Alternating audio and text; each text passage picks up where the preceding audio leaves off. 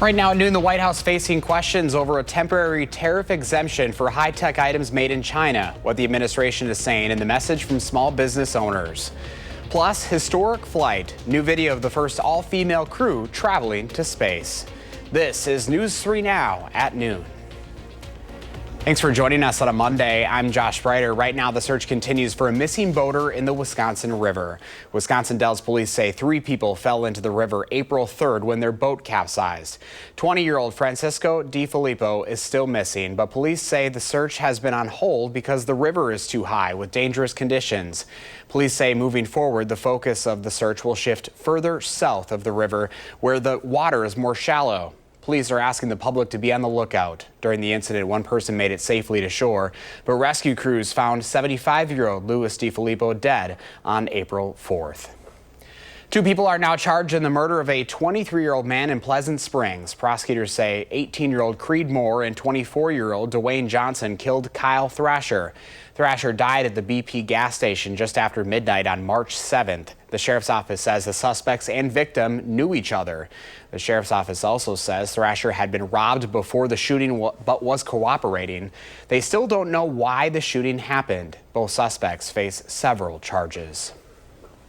The Trump administration is facing confusion over tariffs on high-tech electronics such as iPhones and tablets. Officials say those goods are excluded from the 125% import tariff, but still subject to an earlier 20% tariff related to fentanyl. U.S. Trade Representative Jamison Greer says those tech items will also be considered for separate national security-related tariffs, with the goal of boosting manufacturing of semiconductors in the U.S. Small businesses like mine are marginalized and left to bear the burden of this and to see our families suffer. Trump administration officials say negotiations with China will happen between Presidents Trump and Xi, but so far, talks have not been scheduled. Well, we're staying mild with some rain chances this week. First Warn meteorologist Jacob Montesano has your certified most accurate forecast. Going to be an active week, Jacob. Yeah, especially by the time we get towards the end of the week, we do have a very good chance of rainfall. We do have also some small chances early in the week, but we're not going to see quite as much the next few days. Now, looking at the current conditions, 56 right now in Madison, mostly in the 50s, a few lower 60s actually closer to Lake Michigan. The story today, though, is that it is pretty windy. Current wind speeds up around 15 all the way up to 25 miles per hour. But taking a look at the wind gusts, they're up to around 30 to 35 miles per hour, and this is not really going to let up throughout the day. Now, checking out the current radar, we are dry right now. Could see some light showers later in the day with a better chance of showers towards the overnight hours. But for the rest of today, we're going to continue to see partly to mostly cloudy skies with temperatures pretty consistently in the middle 50s, which is what we are seeing right now. And also, as I mentioned, we're going to continue to see some pretty windy weather. But overnight, we're going to see more cloud cover, which will allow us to have the chance of some rain, maybe even a wintry mix as well. I'll talk more in detail about that and show you the much more likely chance of rain towards the end of the week. All those details coming up a bit later. All right, Jacob, we'll see you in Maine weather. Thank you. Now to this morning's history-making space flight. The first all-female crew aboard Blue Origin's New Shepard rocket blasted into space today. It was the journey of a lifetime for this lucky half dozen, including CBS Morning's co-host Gayle King and singer Katy Perry. The crew also included a film producer, a former NASA engineer, and a scientist who is an advocate for survivors of sexual violence and a survivor herself. Gayle's emotions were written on her face as she rang the bell heading into the capsule. The group let out a collective squeal during a portion of free fall, and when she returned, Gayle gave the Earth a big old kiss. I stepped out of my comfort zone in a way that I never thought was possible for me. And now that I've done it, I really do feel I can take on anything. This was only the second all-female crew in the history of spaceflight. The first was a solo trip by a Russian astronaut back in 1963. Well, fishing in Wisconsin requires patience and perseverance, qualities that can be valuable in navigating the challenges and uncertainties of life. This holds true for 8-year-old William Schultz. He lives for time of the lake fishing with his family. His smiles show it all, even when struggling through medical issues since birth. So for Dad Jim and Mom Brittany, it really comes down to simplicity. It's just being able to do the little things in life that we love to do, as simple as going spending time on the water. It's just that time to spend with each other. Nice, quiet. It's away from the hustle and bustle of life. Tonight on News 3 Now at 6, I'll show you how the Columbia County community is doing something good and helping their son live out his dream. Happening today, our community baby shower is back as News 3 Now partners with Madison nonprofit Babies and Beyond to help hundreds of families. We also want to thank Viridian Homes and Dave Jones for sponsoring. From now through Friday, you can donate baby and toddler essentials to 1922 South Stoughton Road. There are donation centers on the back of the building. It's open from 9 to 4 every day. Some of those most included items include diapers, pull-ups, baby wipes, and formula. You can find these items and more by clicking the link at the top of channel3000.com. Still ahead for us this afternoon. If you have a question or concern about your plants or garden, now's the time to send us your questions via email to tips@channel3000.com. Lisa Briggs from the Bruce Company will join us later in the broadcast with the answers. Again, that is tips@channel3000.com. But first at noon, a major lawsuit that could decide the fate of Meta begins, plus the latest on that deadly helicopter crash in the Hudson River.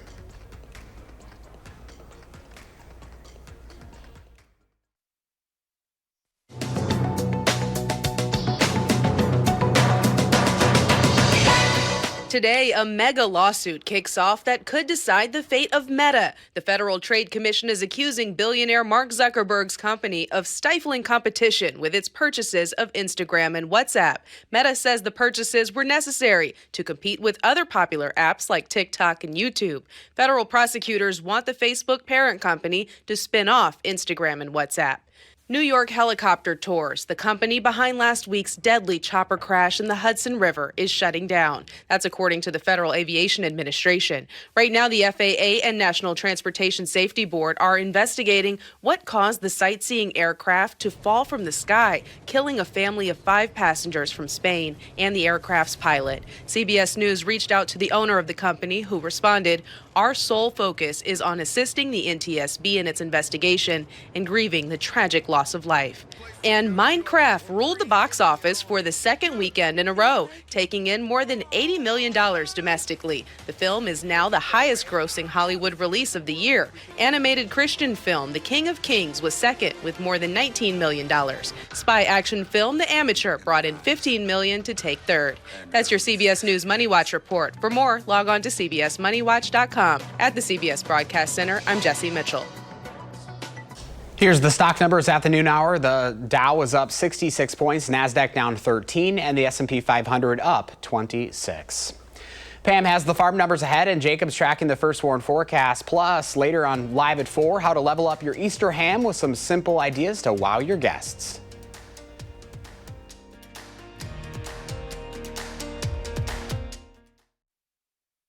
Welcome back. Let's check in now with Pam Yankee from the Midwest Farm Report. Happy Monday, Pam.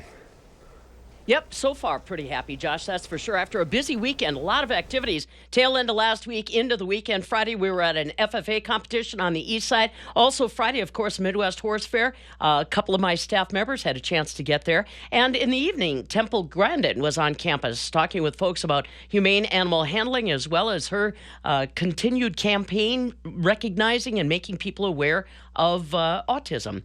We'll start off with a bankers conference that took place on Thursday and Friday up in Wisconsin Dells. You can imagine the anxiety that a lot of our bankers are feeling, just like our Wisconsin farmers. Everybody's trying to tighten their margins, take a look again at exactly what's going on with the bills. Nicholas Felder, who's the vice chair of Ag Bankers for the Wisconsin Bankers Association from down in Lancaster, said that right now they are taking another look at their portfolio. High farmland values, for example, something that he thinks is going to be adjusted and could be adjusted fairly drastically as far as the money is concerned for 2025. And of course, farmers are doing the same thing. He said the one thing that's changed, according to Nicholas Felder, is that normally farmers are going into the spring planting very optimistic. He said this year, very pessimistic. None of the pictures are going to make sense except for that first one. Temple Grandin was the keynote speaker at the Livestock Pavilion Friday evening down on campus. She had a group of about 200, 250 that were there to listen to her discuss how she evaluates humane animal handling systems. She is, of course, autistic herself, high functioning, obviously. She is world renowned for the systems that she has helped to develop with some of our major meat processors and keeping animals calm as they move through the process. That's really critical. Well-attended event, and again, all the money designed to go towards her autistic awareness campaign. markets so far today, as far as Chicago is concerned, we have been trending a little bit stronger, nothing dramatic. I did notice now that wheat is down about a dime, but that's the only really big move that we've seen. Dow Jones Industrial Average, as Josh pointed out, has been trending higher. So again, no news is good news, at least so far on a Monday. Barrel cheese today up 3.5 at 184. 40-pound block cheese was up 2.5 at 177. The double A butter, that stands still, finishes the day 234 3/4 per pound. But yeah, busy. It seems like it gets that way, although the formal conferences and conventions may not be happening, Josh. I already saw some of our Wisconsin farmers over the beautiful weather we had on the weekend out there with some tillage equipment, maybe in the low areas trying to work it through so that it can dry off with what I am assuming are fairly strong winds outside. I haven't been out there for a couple hours. Yeah, it's brutal outside, honestly. Hold on to your hat if you're wearing one this afternoon, that's for sure. All right, Farm Babe, good to see you. Have a good one. See you later, buddy. We're tracking those windy conditions along with some rain chances in the forecast. Here's meteorologist Jacob Montesano with the 3 things we need to know. Hi, Jacob. Hey, Josh. Yeah, taking a look at those 3 things. The first one is that we're going to continue to see some windy conditions through tomorrow. Some light showers are possible tonight, but we're going to see rain much more likely and much heavier by the time we get to Thursday and Friday. So let's take a look at the wind gust forecast first. Right now, they're around 30 to 35 miles per hour, not really getting much better until around sunset, where they'll calm down a little bit, still noticeably breezy, and they're going to pick back up for Thursday morning. Gusts once again up around 30 to 35 miles per hour. Notice they're going to continuously be out of the northwest as well, which will keep those temperatures a little bit on the cooler side, at least compared to normal. But as we get towards Tuesday night, that's when the winds do look to calm down. And although they're going to pick back up a little bit later in the forecast, they are going to be calm for your Wednesday.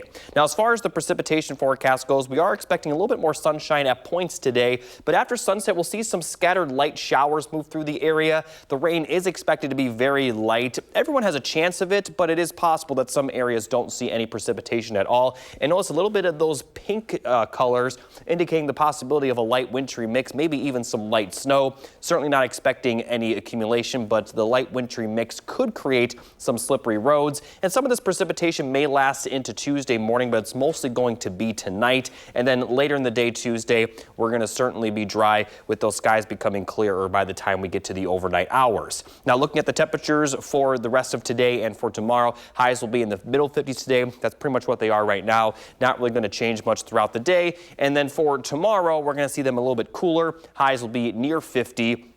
Now, we're going to start out cloudy, but we are expecting some sunshine later in the day, as the only chance of rain will really be early. But even that light rain chance probably not going to impact everybody for your Tuesday. Now, fast forwarding a little bit further, this is starting Thursday morning. Wednesday will be dry, but here's a look at Thursday's forecast. It looks like we'll be dry to start the day with some showers and a few storms moving in during the afternoon and evening. And it looks like rain may redevelop as we get into Friday with the possibility of more showers and thunderstorms. And right now there is a small chance that some of these storms, especially on Friday, could be severe. This is expected to last for a good portion of the day, possibly even into the overnight hours. But it does look like it will clear out for Saturday. And right now, Saturday does look dry, but then we'll see more rain on Sunday. So recapping the precipitation chances, light precipitation tonight into tomorrow, much more likely starting on Thursday, mostly Thursday afternoon, as Thursday will start out dry. Continuing into Friday, and like I mentioned, we could see an increase in that precipitation chance by the time we get to Sunday as well. So a good amount of precipitation is in the forecast, but that's very common for this time of the year. Now, it does look like tomorrow will be the coolest day over the next 10 days, which is certainly good news. Nothing over the next 10 days looks too cool at all. So we're finally starting to see, those consistent temperatures, because even the cooler days in the 10-day forecast are certainly comfortable. So spring, I think, is safe to say, is officially here in southern Wisconsin. Finally, we deserve it. All right, Jacob, thank you. We're tracking breaking news now. Maribeth Witzelbell is resigning from her position as City of Madison clerk. The move comes after the State Elections Commission and city investigated how her office missed counting nearly 200 ballots in November. Mayor Sati Rhodes Conway placed Witzelbell on administrative leave for the spring election. Witzelbell was first appointed to the position in 2006. She administered more than 60 elections as clerk. Well, today Howard is starting his countdown to your Easter dinner with some suggestions for side dishes.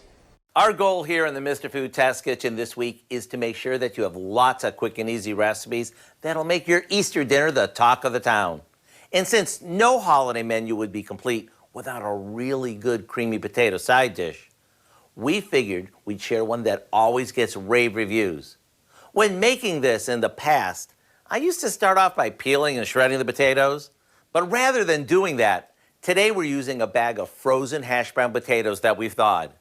To that, we add a package of peas, some ham that we've chunked up, cream of celery soup, a good amount of milk,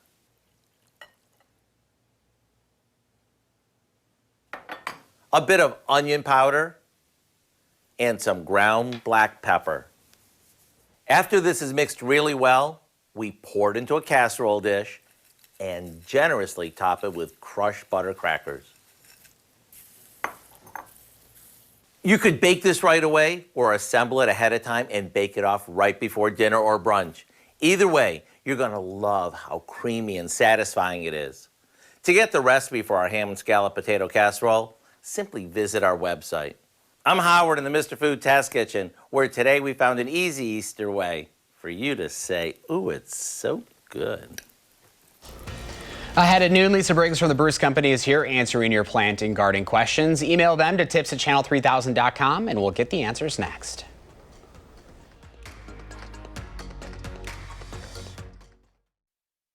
Welcome back. Lisa Briggs from the Bruce Company is here answering your plant and garden questions. Email them to tips@channel3000.com. Hi, Lisa. Hello. Feeling springy outside? I am feeling. It is. Everybody should be feeling. Oh my springy gosh, right the now. wind kind of blew you in today too. It's a little windy outside. It is a little breezy out there, but the sun is lovely and all kinds of things are coming up. So. I love it. Hey, your plant kind of goes with our first question today. Yeah, so this is a hydrangea, although it's not the kind of hydrangea Mary Lou is asking about. This is a florist hydrangea. Okay.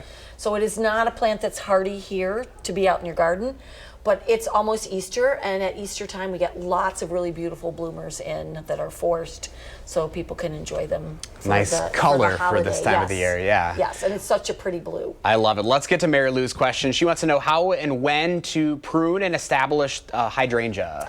So hydrangeas, they come in different types and they establish their flower buds, some on old wood, some on new wood. Although most of the ones you find in the industry now are plants that bloom on new wood. So we're talking about anything that's cone shaped, that would be a PG, any of the newer big leaf hydrangeas like this. So those you would prune in the spring. With the small shrubby ones, I would wait until after you start to get new growth, so you can prune just above that new growth. Most of the ones that are going to bloom on old wood, you really don't see that many of them around. All right, question. So wait till they start to bud out and prune them then. Question number 2 comes from Connie. Connie says she has grass growing into her lilacs and other bushes. Is it safe to use a grass-only killer to get rid of those pesky grass so close to a bush? Yes, it is, and especially because you're talking about woody plants, there are products like Grass Be Gone that are just really good for that kind of thing, getting grass out of it coming up in your evergreens or in your lilacs where you can't get close to it. If you have an area that has edible plants like rhubarb or asparagus, you're going to want to use a product called Over the Top. It is rated to be safe for things that you're going to eat. All right, question number 3 comes from Joan. Joan asks, is a canker a death sentence for her peach tree? So, Joan, it depends on where the canker is. If it is on the trunk or below a significant amount of growth, you're going to lose anything that's past that canker and anything that's 12 inches into the plant. If there are smaller cankers and they're on tips, you can go ahead and prune those out. Again, you're going to want to go 8 to 12 inches into healthy growth. But the most important thing is you're going to want to sterilize your cutting shears between every cut. Cankers are a vascular disease, meaning they're in the tissue of the plant. And if you cut too close to it and it's already infected, you're just going to move it someplace else. All right, Lisa, thank you so much for your time. Let's send it over to Jacob for a final check. Yeah, we're going to see light precipitation tonight into tomorrow, but much more likely once we get to Thursday, Friday, and then again for Sunday, Monday of next week. Thanks for joining us. We'll see you with more on Live at 4.